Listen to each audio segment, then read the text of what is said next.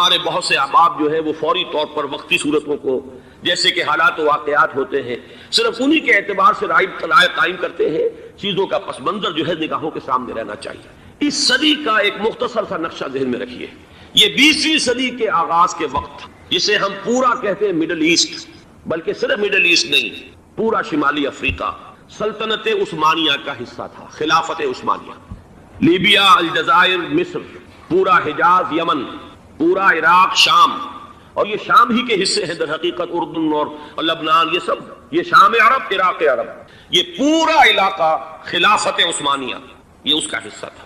پہلی جنگ عظیم میں انگریزوں نے عربوں کو بغاوت پر آمادہ کیا، غداری پر آمادہ کیا. انہوں نے خلافت عثمانیہ کے خلاف بغاوت کی، بیج بوئے ان کے دلوں کے اندر نفرت کے، ابھارا انہیں کہ تم ترکوں کے غلام کیوں ہو، تمہیں خود حاکم ہونا چاہیے، تم کھڑے ہو جاؤ، ہم مدد کریں گے، تم بغاوت کرو، تم ان ترکوں کے خلاف ہماری مدد کرو، ہم تمہیں آزاد کر دیں گے، تم اپنے پاؤں پر خود کھڑے ہو جانا. یہ بہت ہی ہمارے لیے دردناک المیہ ہے اس پہلی جنگ عظیم کا. کرنل لارنس جیسا شخص، برطانوی استعمار، اور اس کے نتیجے میں عربوں نے بغاوت کی. اور اس قدر دردناک بات آپ کو بتا رہا ہوں، میں پہلی مرتبہ جب سن 62 میں حج کے لیے گیا مدینہ منورہ میں، ابھی وہ ریل کے انجن کھڑے ہوئے تھے. یہ ترکی کے زمانے میں، سلطنت عثمانیہ کے زمانے میں بغداد سے مدینے تک ریلوے لائن تھی. یہ پورا ایک عالم سلطنت عثمانیہ، سلطنت نہیں، خلافت عثمانیہ، پوری ٹرینیں جو ہے ترکوں کی اڑائی گئی، ہزاروں ترکوں کو شہید کیا گیا، یہاں تک کہ صحن حرم میں شہید کیے گئے سینکڑوں ترک. یہ جرم تھوڑے نہیں ہے، معمولی نہیں. آج جس کی سزا مل رہی ہے معلوم ہونا چاہیے کہ وہ جرائم کون کون سے تھے. اب بھی جو لوگ گئے ہیں انہوں نے دیکھا ہوگا ترکی کا قلعہ موجود ہے اوپر پہاڑی کے اوپر. حرم کا جو سب سے بڑا دروازہ ہے باب ملک عبدالعزیز، اس کے سامنے ایک لائبریری ہوتی تھی، اب تو غالباً وہ بھی گرا دی گئی ہے. اس کے پیچھے پہاڑی پر ترکوں کا قلعہ ہے پرانا، اس پر توپیں موجود تھیں. جب بغاوت ہوئی ہے، جو حرم میں آئے ہوئے تھے ترک فوجی، ظاہر بات ہے نہتے، وہ تو نماز پڑھنے آئے ہوئے تھے، ان کو وہاں ذبح کیا گیا ہے. اور ترکوں نے اپنی توپیں استعمال نہیں کی کہ کہیں بیت اللہ کو کوئی اذن نہ پہنچ جائے. بہرحال یہ غداری ہوئی ہے پہلی جنگ عظیم کے دوران، اور نہ صرف ترکوں کے، عربوں نے کی ہے. جیسا کہ میں نے کہا تھا، دو ہیں سب سے بڑے مجرم روئے ارضی کے اوپر امت مسلمہ کے طبقات. ہمارا پنجابی سپاہی بھی جا کر انگریزوں کی مدد کر کے ایلن بی کو قبضہ جو لے کر دیا بغداد کا، اس میں ہمارے مسلمان پنجابی سپاہی بھی شامل.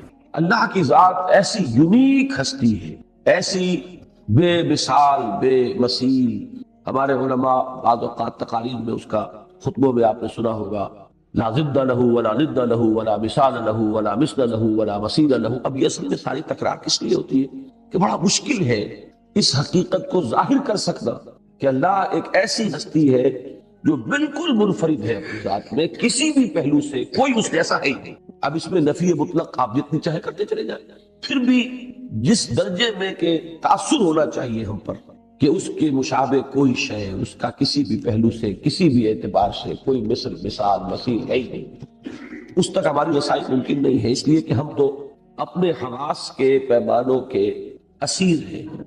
ہماری ساری سوچ، یہاں تک کہ ہمارا تخیل بھی ہمارے ان حواس کے ذریعے سے جو معلومات ہمیں ملتی ہیں انہی کے حوالے سے بنتا ہے. تخیل بھی اس سے آزاد نہیں ہے. یہ ٹکڑا جو ہے میرے نزدیک مثل ہے سورہ حدید کی اس آیت کا، هو الاول والآخر والظاہر والباطن. اس کا بھی کوئی تصور ممکن نہیں ہے کسی کے لیے. وهو السمیع البصیر، اور وہ سب کچھ سننے والا اور سب کچھ دیکھنے والا ہے. له مقالید السماوات والارض، اس کے لیے ہے آسمانوں اور زمین کی کنجیاں.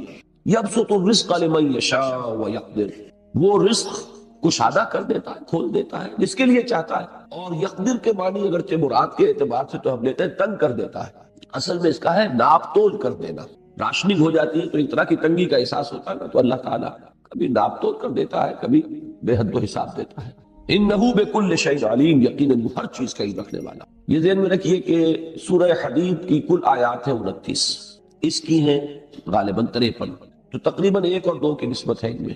بالکل وہی نسبت ہے کہ اس سورہ مبارکہ کی 12 آیات ہے ذات و صفات باری تعالیٰ کے بارے میں، اس میں سے ہم نے صرف یہ 3 پڑھی ہیں، اور وہاں جو ہے 6 آیات ہیں. تقریباً وہی ریشو پروپورشن جو ہے اس تمہیدی بیان کے اندر آپ کو ملے گی سورہ حدید اور سورہ شورى کے باب ہے. اب یہاں وہ مضمون جو وہاں سورہ حدید میں اختتام پر آیا ہے یہاں شروع میں. لقد ارسلنا رسلنا بالبینات وانزلنا معهم الکتاب والمیزان لیقوم الناس بالقسط. ہم نے اپنے رسولوں کو بھیجا بینات کے ساتھ، نازل فرمائی اس کے ساتھ ان کے سامنے، ان کے ساتھ کتاب بھی اور میزان بھی، تاکہ لوگ قائم ہو انصاف پر۔ یہاں اس کا انداز دوسرا ہے، جیسا کہ میں تمہید میں عرض کر چکا ہوں، شرع لکم من الدین ما وصى به نوحا والذی اوحینا الیک وما وصینا به ابراہیم وموسیٰ وعیسیٰ ان اقیموا الدین ولا تتفرقوا فیہ کے بارے میں جو ان کے اوپر ذمہ داری ڈالی گئی وہ بھی ایک، وہ کیا ہے؟ ان اقیموا الدین ولا تتفرقوا فیہ، دین کو قائم کرو اور اس کے بارے میں تفرقے میں مبتلا نہ ہو، دین میں تفرقہ نہ ہو۔ فروعات میں اختلاف ہو سکتا ہے، دین جڑ اور بنیاد کا نام ہے، اس میں متحد رہو، جڑ ایک ہوتی ہے شاخیں ہو جاتی ہے، کوئی حرج نہیں، دین ایک ہے، شریعتیں مختلف نہیں۔ اب ہمارا دین ایک ہے اسلام، فقہ حنفی، فقہ مالکی، فقہ شافعی، ان میں کوئی اختلاف ہے، کوئی حرج نہیں، دین ایک ہے۔ کبر علی المشرکین ما تدعوهم الیہ، مشرکین پر بہت بھاری ہے وہ چیز ہے نبی جس کی طرف آپ انہیں بلا رہے ہیں، اس لیے کہ انہوں نے تو دین کے حصے بکھرے کیے ہوئے ہیں، دین میں جدائی ڈالی ہوئی ہے، ان کے لیے آسان کام نہیں۔ اللہ یجتبی الیہ من یشاء ویہدی الیہ من ینیب، اللہ تعالیٰ کھینچ لیتا ہے اپنی طرف جس کو چاہتا ہے، یہ تو اس کا اپنا سلیکشن ہے، جس کو چاہتا ہے پسند فرما دیتا ہے، لیکن اس کا ایک وعدہ یہ بھی ہے کہ جو کوئی خود رجوع کرے اس کو لازماً ہدایت بھی دیتا، ویہدی الیہ من ینیب، جو اس کی طرف رجوع کرے گا خلوص دل کے ساتھ، اس کے لیے اللہ تعالیٰ نے یہ اپنی ذمہ داری بنا لی ہے کہ اس کو ہدایت ضرور دینی ہے۔ والذین جاہدوا فینا لنہدینہم سبلنا، ہمارا پختہ وعدہ ہے یقیناً ہم انہیں ہدایت دیں گے، اور ویسے اللہ تعالیٰ جس کو چاہے ہدایت دے دے، اس کا اختیار مطلق ہے۔ وما تفرقوا الا من بعد ما جاءهم العلم بغیا بینہم، اس آیت میں اصل تو ذکر ہے کن کا؟ اہل کتاب کا، کہ حضور کے زمانے میں وہ لوگ بھی تھے جو بہرحال اللہ کے ماننے والے تھے، رسولوں کے ماننے والے تھے، ان کے پاس کتاب بھی تھی، چاہے اس میں انہوں نے کچھ تحریف کر دی تھی۔ پہلے تو ذکر کیا تھا کبر علی المشرکین ما تدعوهم الیہ، مشرکین تو بہت دور، ان کا معاملہ جو ہے وہ تو بہت فاصلے کا تھا، لیکن ان کا تو فاصلہ اتنا تو نہیں تھا نا، لہذا فطری طور پر حضور کو یہ توقع تھی کہ یہ تو جلدی سے میری بات سمجھ لیں گے، مان لیں گے، ان کے لیے تو یہ بالکل کوئی نئی بات نہیں ہے۔ لیکن معلوم ہوا کہ وہ سب سے بڑھ کر دشمن نکلے۔ اس کی وجہ کیا ہے؟ کہ وہ خود جو تفرقے میں مبتلا ہے، تو وہ آپس کے زدم زدہ، ایک دوسرے پر بازی لے جانے کی کوشش، ایک دوسرے پر بالہ دستی اور بالہ تری حاصل کرنے کا جذبہ، اس کی وجہ سے ان کا آپس میں سر پھٹول ہے، تو آپ کو کیسے وہ آسانی سے مان لیں گے؟ تو یہ در حقیقت حضور صلی اللہ علیہ وسلم کو وہ بات بتائی جا رہی ہے کہ آپ زیادہ امید نہ رکھیے، یہ خیال نہ کیجئے کہ یہ اس وجہ سے کہ یہ تو اللہ، رسول، آخرت، وحی، فرشتے، کتابیں ان سب سے واقف ہے، تو ان کے لیے تو مجھے سمجھنا، میری بات کا سمجھنا، مجھ پر ایمان لانا آسان نہیں۔ وما تفرقوا الا من بعد ما جاءهم العلم بغیا بینہم، یہ بغیا بینہم بہت اہم ہے قرآن مجید میں، دینی اور مذہبی تفرقوں کے لیے متعدد مقامات پر یہی لفظ آیا ہے کہ یہی تفرقے بازی کا اصل سبب۔ اب اس کا ایک اطلاق ہو جائے گا، قرآن مجید کی ہدایت تو ابدی ہے کہ دین میں اب ظاہر بات ہے نبوت اور رسالت کا سلسلہ تو بند، اب تو جیسا کہ ہم پڑھ چکے ہیں مجددین امت کا سلسلہ جاری رہا ہے، ہر مجدد کی کوشش سے پھر ایک نئی جماعت کہہ لیں، نیا ایک گروہ جو ہے کمر کستا ہے دین کو صحیح اس کی اصل تعلیمات کو دوبارہ دنیا میں عام کرنے کی اور اس نظام کے برپا کرنے کی۔ اس وقت بھی ظاہر بات ہے کہ جو لوگ ویسے تو نام لیوا ہوں گے، کلمہ گو ہوں گے محمد رسول اللہ صلی اللہ علیہ وسلم کے، لیکن انہی میں سے وہ لوگ بھی ہوں گے کہ جو شدید ترین مخالفت، مجددین امت کو جیلوں میں ٹھسوانے والے، بظاہر تو وہی لوگ تھے نا کہ جو اہل علم کہلاتے تھے۔ امام احمد ابن حنبل پر وہ کوڑے لگوانے والے کون تھے؟ احمد سرہندی رحمۃ اللہ علیہ کو جیل میں داخل کروانے والے کون؟ تو معلوم یہ ہوا کہ اس کے لیے بھی ذہناً تیار ہے، دین کی خدمت کا بیڑا اٹھا کر میدان میں آنے والوں کو ذہناً اس کے لیے آمادہ ہے۔ وما تفرقوا الا من بعد ما جاءهم العلم بغيا بينهم ولولا كلمة سبقت من ربك الى اجل مسمى لقضي بينهم، اور اگر تیرے رب کی طرف سے پہلے سے بات طے نہ ہو چکی ہوتی وقت معین کی، کہ فوراً فیصلہ اس دنیا میں اللہ نے نہیں کرنا، فیصلے کے لیے وقت معین ہے، اصل فیصلہ تو قیامت میں ہوگا۔ باقی یہاں بھی اللہ تعالیٰ کی حکمت میں مہلت معین ہوتی ہے ہر قوم کی، ہر امت کی، اس سے پہلے جو ہے اس کا حساب نہیں چکایا جاتا۔ تو اگر نہ ہوتی ایک بات جو تیرے رب کی طرف سے پہلے ہی ایک وقت معین تک کے لیے طے ہو چکی ہے، تو اللہ ان کے مابین فیصلہ کرتے ہیں۔ لَقُضِيَ بَيْنَهُمْ وَإِنَّ الَّذِينَ أُورِثُوا الْكِتَابَ مِن بَعْدِهِمْ لَفِي شَكٍّ مِّنْهُ مُرِيبٍ، یہ بہت بڑی تلخ حقیقت ہے کہ انبیاء کے وارث بنتے ہیں اہل علم، علماء، العلماء ورثۃ الانبیاء، اور انبیاء کی وراثت کیا ہے؟ اللہ کی کتاب، یہی تو وراثت ہے نا۔ اس کے وارث کون ہوئے؟ اہل علم۔ اہل علم کا آپس کا سر پھٹول پھر آئندہ نسلوں کو دین ہی سے بدزن کرتا چلا جاتا کہ یہ تو ہے نا کتاب الہی کے حامل، یہ علماء ہے، یہ ہمارے دینی سربراہ ہے، ان کا سر پھٹول جو ہے آپس کا، اب اس کا نتیجہ کیا نکلے گا؟ وہ ہے جو اس میں بیان ہوا، اور وہ لوگ کہ جو وارث بنائے گئے کتاب کے ان کے بعد وہ پھر شکوک و شبہات میں مبتلا ہو جاتے ہیں. لفی شک منہ مریب، ایک نسل کے بعد اگلی، اگلی کے بعد اگلی، اس کے اندر وہ یقین کی جو مقدار ہے وہ کم ہوتی چلی. فلذالک فدع، اب اس میں خطاب ہے واحد کے صیغے سے حضور کے ساتھ صلی اللہ علیہ وسلم، اور طبعاً حضور کے تابع ہو کر یہ خطاب ہوگا ہر اس شخص کے لیے، جیسا کہ میں نے عرض کیا جیسے مجددین امت رہے وہ اسی کام کے لیے کھڑے ہوئے اور ان کو مانیں بھی پڑی، ان پر کفر کے فتوے بھی لگے. اگر حضرت عیسیٰ پر کفر کا اور ارتداد کا فتویٰ لگا سکتے تھے علماء یہود، تو احمد ابن حنبل پہ فتویٰ کیوں نہ لگا؟ اور سب درباری سرکاری علماء تھے ہر دور میں کہ جن کے فتووں کی وجہ سے ماریں پڑی اور سزائیں ہوئی اور جیلوں میں ٹھوسے گئے. پھر یہ کہ نہ صرف ان کی طرف سے عوامی سطح پر سید احمد بریلوی رحمۃ اللہ علیہ اور شاہ ولی اللہ دہلوی پر کفر کا فتویٰ لگایا سرحد کے علماء نے، وہ فتوے اب بھی موجود ہیں. مولانا محمد طاہر پنجپیری صاحب کے ہاں وہ کتاب موجود ہے باقاعدہ علماء اور مفتیوں کے فتووں کے ساتھ، مہروں کے ساتھ، جو کافر ہیں، مرتد ہیں، واجب القتل. اور اسی کی وجہ سے جو لوگ وہاں کے جہلاء تھے پھر انہوں نے شبخون مار کر جو سینکڑوں مجاہدین کو ختم کیا ہے، تو اس کا اثر اسلام میں سمجھتا ہوں کہ ان پر، ان عوام پر نہیں آئے گا، ان مولویوں پر آئے گا جن نے فتوے دیے اور بڑے گھناؤنے الزامات لگائے. تو یہ تو کل 150 برس پہلے کی تاریخ ہے نا، تو پوری تاریخ کو ذہن میں رکھیے.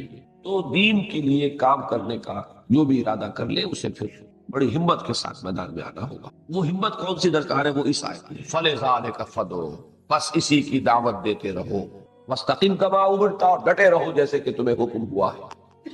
ولا تتبع اهواءهم، اور ان کے خواہشات کی پیروی مت کرو، ان کے دباؤ میں مت آؤ. وقل آمنت بما انزل اللہ من کتاب، اور ڈنکے کی چوٹ کہہ دو کہ میں تو ایمان رکھتا ہوں اس کتاب پر کہ جو اللہ نے نازل فرمائی. وامرت لأعدل بینکم، اور مجھے حکم ہوا ہے کہ تمہارے مابین عدل قائم کروں. میں صرف ناصح اور واعظ ہو کر بھی نہیں آیا، دین کو قائم کرنے کے لیے کھڑا. اور دین جب قائم ہوگا تو ناانصافی کا خاتمہ ہوگا. عدل و قسط تو ہے نا اصل، لیقوم الناس بالقسط، تاکہ لوگ عدل و انصاف پر کاربند ہو. تو اب جو لوگ، جہاں عدل نہیں ہے اس کے معنی کیا ہے؟ کچھ لوگ اپنے حق سے زائد وصول کر رہے ہیں، کچھ ان کے حقوق سے محروم ہیں. تو جو زائد وصول کر رہے ہیں وہ کبھی اس کو برداشت نہیں کریں گے کہ وہ عدل قائم ہو. لیکن مجھے حکم ہوا ہے کہ تمہارے مابین عدل. اللہ ربنا و ربکم، اب یہ ہے وہ انداز کہ جو دوسری جماعتوں یا دوسرے گروہوں کے ساتھ دین کی داعی جماعت یا گروہ کو اختیار کرنا چاہیے کہ وہ کہے کیا؟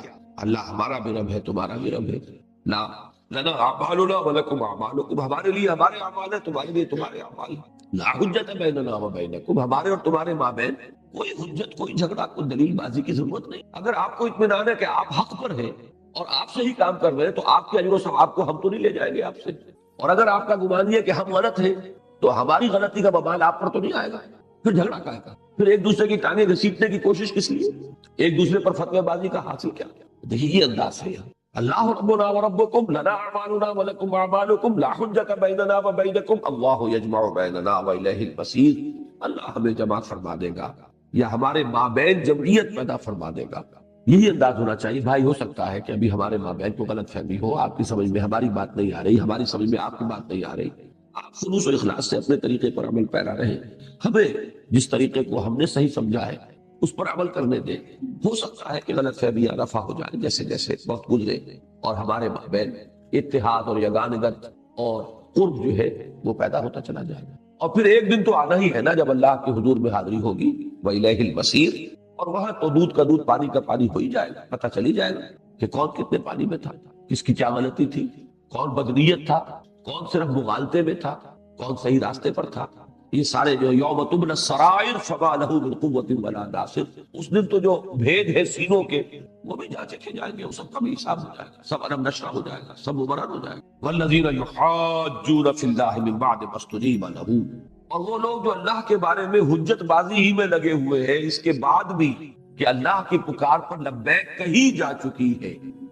یعنی دعوت حق کا ابتدائی مرحلہ جو ہوتا ہے تو لوگ کچھ ہچکچاتے رہتے ہیں. نئی سی بات ہے بھائی، پتہ نہیں یہ کدھر کو چل پڑے، ابھی تو ابتدا ہے، دیکھیے ذرا تیل، دیکھیے تیل کی دھار دیکھیے.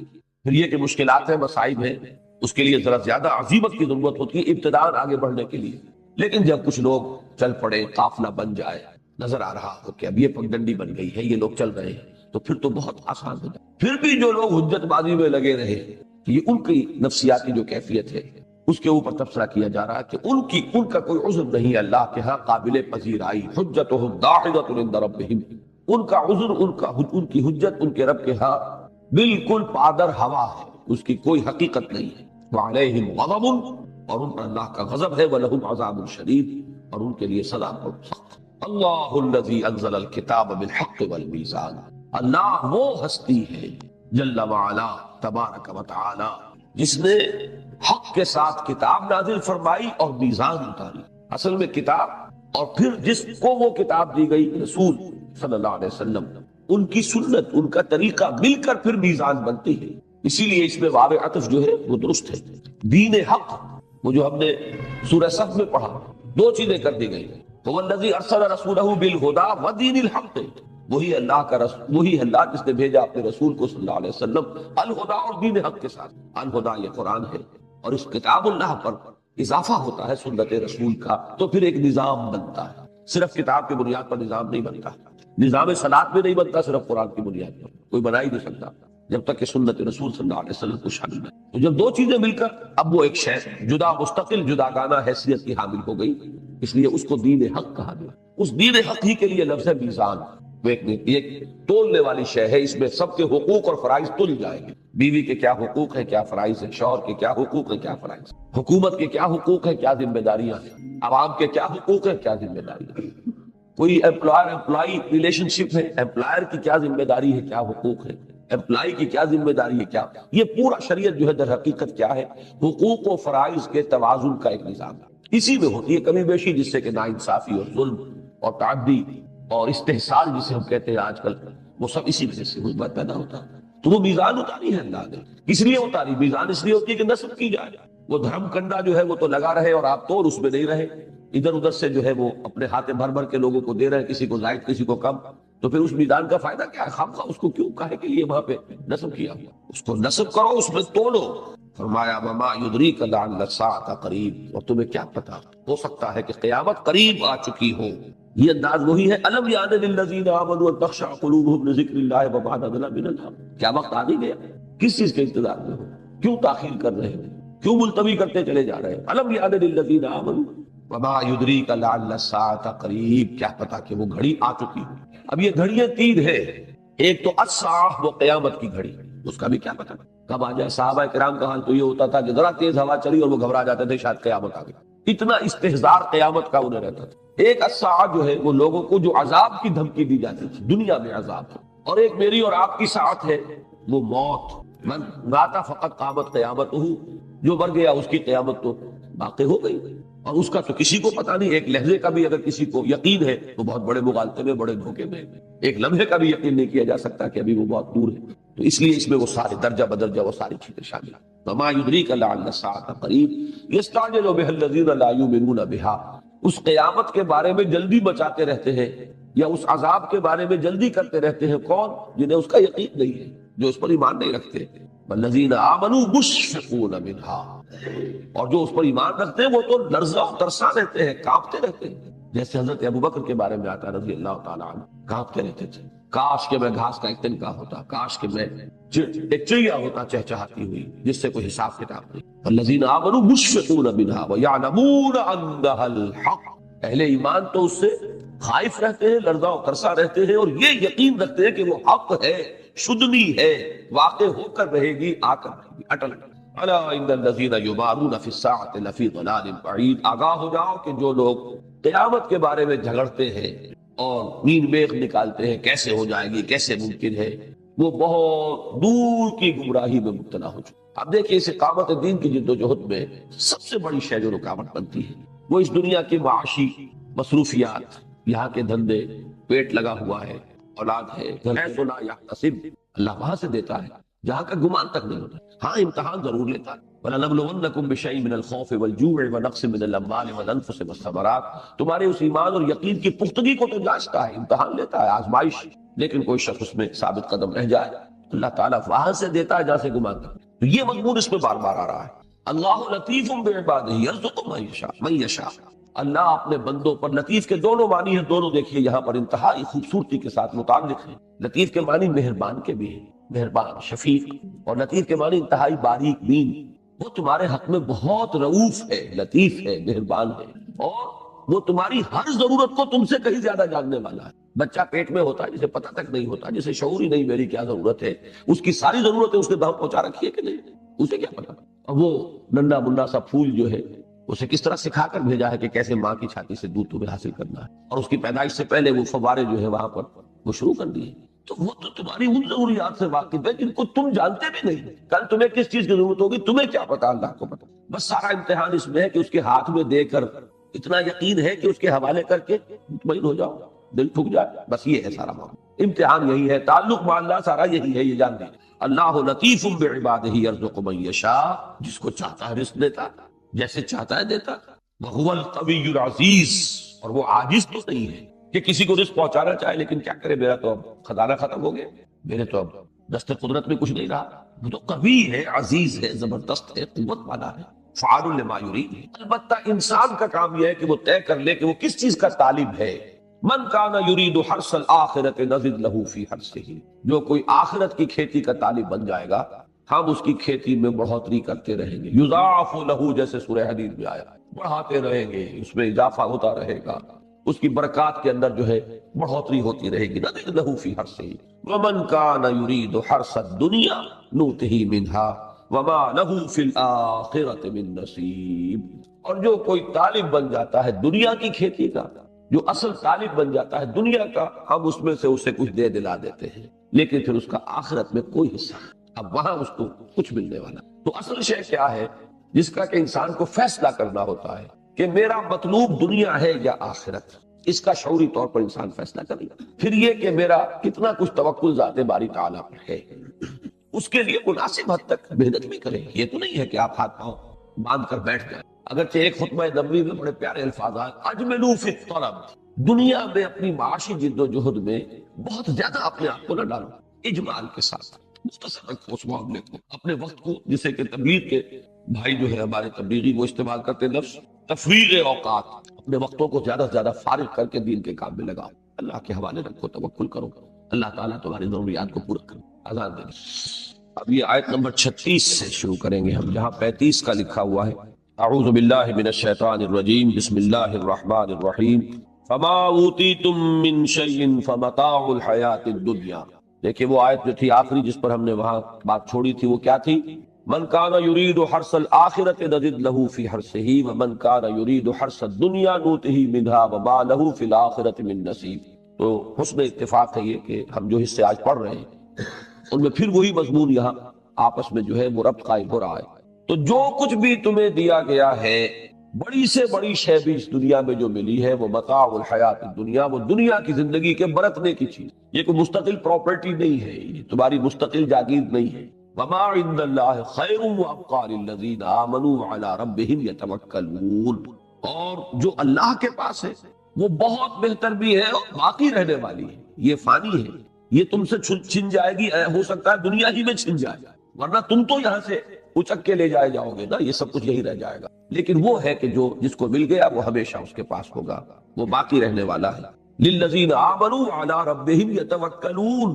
پھر دیکھیے یہاں توکل ہے اصل شے، لب لباب ان لوگوں کے لیے جو اللہ پر ایمان رکھتے ہو اور اپنے رب پر توکل کرو. والذین یجتنبون کبائر الاثم والفواحش، وہ لوگ کہ جو بڑے بڑے گناہوں سے اور بے حیائی کی باتوں سے اجتناب کریں. خطائیں چھوٹی موٹی ہو جاتی، اللہ معاف فرما دے. صحیح رخ کر لو، اپنا صحیح رخ پر زندگی کو استوار کرو اور بڑی بڑی چیزوں سے اپنے آپ کو بچا لو. اللہ تعالیٰ جو ہے اس کی برکت سے برائیاں چھوٹی بھی دور کر دے گا، اور اگر کچھ کوئی رہ بھی گئی تو معاف بھی فرمائے. وَإِذَا مَا غَضِبُوا هُمْ يَغْفِرُونَ. اور جب وہ انہیں غصہ آ جائے، یہ نہیں کہا کہ غصہ آتا ہی نہیں، انہیں غصہ آ جائے تو وہ معاف کر دیں. وَالَّذِينَ اسْتَجَابُوا لِرَبِّهِمْ. اور وہ لوگ جنہوں نے اپنے رب کی پکار پر لبیک کہی. اب یہ پکار کون سی ہے اس سورہ مبارکہ میں نوٹ کیجئے گا، وہ ایک ہی لفظ آیا ہے جمع کے صیغے میں، اقیموا الدین ولا تتفرقوا فیہ. ایک فعل امر، ایک فعل نہیں. دین قائم کرو اور اس کے بارے میں متفرق نہ ہو جاؤ، تفرقے میں مبتلا نہ ہو. وہ لوگ جو اپنے رب کی پکار پر لبیک ہیں،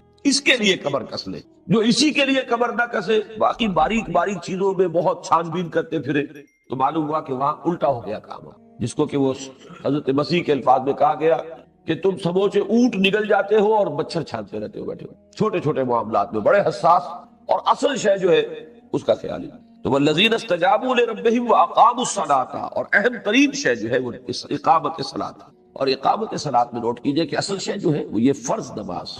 اقامت تو اس کی ہے، رتبے کے اعتبار سے نوافل بلندتر ہے، تہجد کا اونچا بہت مقام ہے، اہمیت کے اعتبار سے بنیادی شے جو مسلمانوں کے اجتماعی نظام کے لیے ریڑھ کی ہڈی ہے، معاشرے کے لیے بھی اور جماعتی زندگی اقامت دین کے لیے جو جماعتی زندگی قائم ہو اس کے لیے اصل ریڑھ کی ہڈی اقامت اصل، یہ فرض نماز اور اس کا با جماعت نظام۔ وَأَمْرُهُمْ شُورَىٰ بَيْنَهُمْ، اور ان کا معاملہ آپس میں مشورے سے، مشورے کی ایک روح، مشورے کی ایک فضا برقرار رہے۔ وَمِمَّا رَزَقْنَاهُمْ يُنْفِقُونَ، اور جو کچھ ہم نے انہیں دیا ہے اس میں سے وہ ہماری راہ میں خرچ کریں۔ رزق جو ہے وہ صرف مال دولت ہی نہیں ہے بلکہ ذہانت بھی اللہ کا دیا ہوا ایک رزق، صلاحیتیں جو اللہ نے دی ہیں وہ عطا کرنا اس کا رزق ہے، نصیب ہے۔ تو جو بھی کچھ دیا ہے اس کو ہماری راہ میں لگاتے ہیں۔ وَالَّذِينَ إِذَا أَصَابَهُمُ الْبَغْيُ هُمْ يَنتَصِرُونَ، اور وہ لوگ کہ اگر ان پر زیادتی کی جائے تو وہ بدلہ لیتے ہیں۔ یہ بڑا تیکھا انداز ہے، یہ یعنی صرف وہی نہیں کہ بدھ مت کے بھکشو بنے ہوئے ہیں، جو چاہے مار جائے جو چاہے کچھ کہہ جائے انہوں نے جواب نہیں دینا۔ وہ جو ایک خاص مرحلے میں حکم ہوتا ہے وہ الگ بات ہے، وہ ضبط ہے کسی اور وجہ سے، کہ وہ ایک پیسو ریزسٹنس کا دور ہے جو مکے میں رہا، اجازت نہیں تھی ہاتھ اٹھانے کی، لیکن وہ قانون نہیں ہے، وہ مستقل نظام نہیں ہے، مستقل ضابطہ نہیں ہے۔ اور اس وقت بھی خون کھولنا چاہیے، غیرت و حمیت جوش میں آنی چاہیے، پھر قابو میں رکھنا چاہیے اپنے آپ کو، کہ تاکہ یہ جذبات کا طوفان اندر ہی اندر پروان چڑھے، اور جب وقت آئے اور ہاتھ کھول دیے جائے اذن للذین یقاتلون بانہم ظلموا، تو وہ پورا طوفان پھر نکلے، اس وقت تک اسے تھام کر رکھنا۔ نغمہ ہے بلبل شوریدہ تیرا خام ابھی، اپنے سینے میں اسے اور ذرا تھام ابھی، اس کو پالنا ہے، اس کو ختم نہیں کرنا۔ اس لیے کہ اصل یہی ہے کہ والذین اذا اصابهم البغی هم ينتصرون وجزاء سیئۃ سیئۃ مثلها، اور بدی کا بدلہ تو ویسی ہی بدی ہے، ایک تھپڑ مارا تو ایک تھپڑ جواباً ہونا چاہیے، اور اذن بالاذن والسن بالسن، کان کے بدلے کان، دانت کے بدلے دانت، یہ تو ہے۔ فمن عفا واصلح، پھر جو کوئی معاف کر دے، قادر ہو انتقام پر اور قصاص پر، پھر معاف کر دے اور اصلاح کرے، لوگوں پر احسان دھرے، فاجرہ علی اللہ، اس کا اجر اللہ کے۔ یہ ایک حسین توازن ہے کہ ایک طرف قصاص کی بھی ترغیب ہے، وَلَكُمْ فِي الْقِصَاصِ حَيَاةٌ يَا أُولِي الْأَلْبَابِ، اور دوسری طرف یہ کہ ان تعفوا وتصفحوا وتغفروا، تو ان دونوں کا محل علیحدہ ہوتا ہے، مقام علیحدہ ہے۔ جہاں قصاص ضروری ہو وہاں عفو نقصان دہ ہو جائے گا، اور جہاں عفو سے بہتری کی شکل پیدا ہوتی ہو وہاں قصاص پر اصرار کرنا وہ غلط ہو جائے گا۔ تو ہر شے کا اپنا اپنا مقام ہے، یہ اب تفصیل کا موقع نہیں ہے۔ انہ لا یحب الظالمین، اللہ تعالیٰ کو پسند نہیں ہے ظلم کرنے والے، زیادتی کرنے والے۔ زیادتی مختلف قسم کی ہو سکتی ہے، آپ کو تھوڑا نقصان پہنچایا گیا تھا، آپ نے ذرا بدلہ لیا، یہ بھی آتی ہے۔ جزاء سیئۃ سیئۃ مثلھا، ویسا ہے، اس سے زائد نہیں، وہ پھر تعدی ہو جائے گا اور مختلف ہے۔ وَلَمَنِ انتَصَرَ بَعْدَ ظُلْمِهِ فَأُولَٰئِکَ مَا عَلَیْہِم مِّن سَبِیلٍ، اور جو بدلہ دے اس کے بعد کہ ان پر ظلم کیا گیا ہو تو ایسے لوگوں کو کوئی ملامت نہیں ہے۔ یہ نہیں صاحب آپ کو معاف کر دینا چاہیے تھا، بھائی کیوں کر دینا چاہیے تھا، میری مرضی ہے، آپ کون ہے اس میں فیصلہ کرنا؟ اللہ نے جب اختیار مجھے دیا ہے تو مجھے حق دیا ہے، لہذا کوئی ملامت کا کوئی معاملہ نہیں، اس میں ججمنٹ اس کا اپنا ہوگا کہ وہ معاف کرتا ہے یا نہیں کرتا۔ زبردستی کی معافی تو پھر معافی تھوڑا ہی ہے، وہ تو آدمی کے اپنے اختیار سے ہو تو ہے۔ انما السبیل علی الذین یظلمون الناس، ملامت کہہ لے جو بھی کہے وہ تو ان لوگوں پر ہے جو لوگوں پر ظلم کرتے ہیں، وَيَبْغُونَ فِي الْأَرْضِ بِغَيْرِ الْحَقِّ، اور زمین میں سرکشی اختیار کرتے ہیں جبکہ انہیں اس کا کوئی حق نہیں۔ اب اس میں سارا نظام آ جائے گا، ایکسپلائٹیشن، ریپریشن۔ یہاں کوئی حاکم و محکوم نہیں، کوئی حاکم بن کر بیٹھ جائے دوسروں کی گردنوں پر اپنی بادشاہت کا جوا جو ہے وہ رکھے، یہ ظلم ہے۔ یظلمون الناس، لوگوں کو ان کے جائز حقوق سے محروم کرنا، یہ کیا ہے؟ ظلم ہے۔ تو ملامت کے قابل تو وہ ہے نہیں ہے کہ وہ شخص کہ جس پر ظلم کیا گیا تھا اور اس نے بدلہ لیا ہے، اس کے اوپر تو کوئی ملامت نہیں۔ وَمَنِ انتَصَرَ بَعْدَ ظُلْمِهِ فَأُولَٰئِکَ مَا عَلَیْہِم مِّن سَبِیلٍ۔ اب یہ دیکھیے ساری آیات کے بین السطور، یہ انقلابی انداز ہے، یہ بڑا تیکھا انداز ہے، بلکہ بظاہر بڑا جارحانہ انداز ہے۔ یہ نہیں تعلیم دی جا رہی کہ بھائی ٹھیک ہے وہ ظلم کرنے والا ظلم کر رہا ہے، اس کا اللہ کے ہاں وہ جا کے حساب دے لے گا، تم تو جھیلو برداشت کرو، ایک یہ انداز ہوتا ہے۔ اور چونکہ اس قسم کی چیزیں جو ہے دنیا میں عام کی گئی ہے، لہذا دنیا کو مذہب کے خلاف پروپیگنڈا کرنے کا موقع ملا۔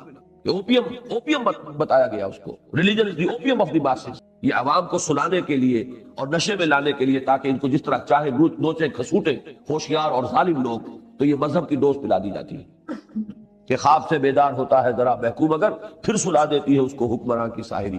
قرآن کا یہ انداز نہیں ہے، قرآن تو کہتا ہے ظلم کا عدل کو قائم کر۔ وَمَنِ انتَصَرَ بَعْدَ ظُلْمِهِ فَأُولَٰئِکَ مَا عَلَیْہِم مِّن سَبِیلٍ انما السبیل علی الذین یظلمون الناس ویبغون فی الارض بغیر الحق اولئک لهم عذاب علیم۔